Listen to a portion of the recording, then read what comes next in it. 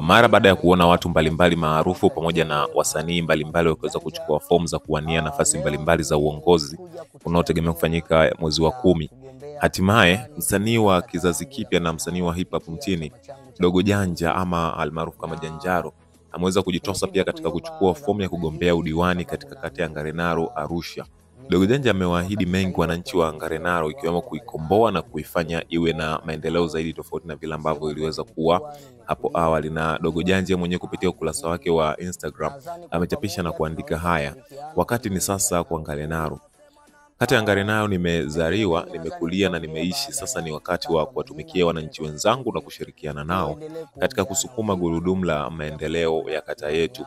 Ngarenaro inahitaji maendeleo yatakayomgusa kila mwananchi, kuanzia watoto, vijana, kina baba, kina mama na wazee, bila kusahau makundi mbalimbali kama bodaboda, machinga, vinyozi, mamalishe, wahudumu wa baa, wabeba mizigo yani makuli, na makundi maalum wakiwemo walemavu.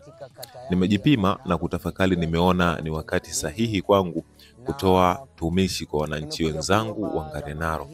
Mungu ni mwema na wakati ni sasa.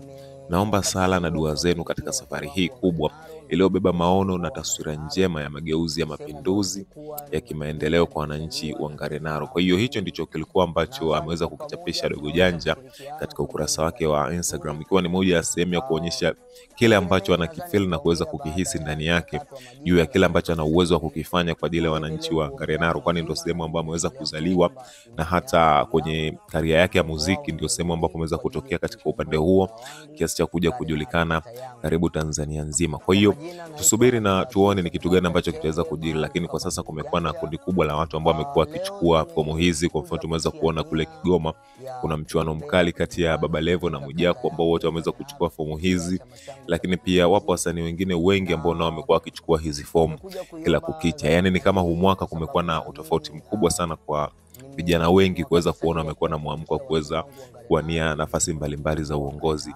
Tofauti tunakusema kwamba labda ni wasanii au labda ni watu maarufu, lakini pia hata watu wengine nao wamekuwa wakichukua fomu hizi za kuweza kugombea nafasi mbalimbali za ubunge, udiwani pamoja na mambo mengine kibao. Kwa hiyo wacha tusubiri na tuone nani mwingine ambaye atafuata mara baada ya Dogo Janja. Wacha tusubiri na tuone.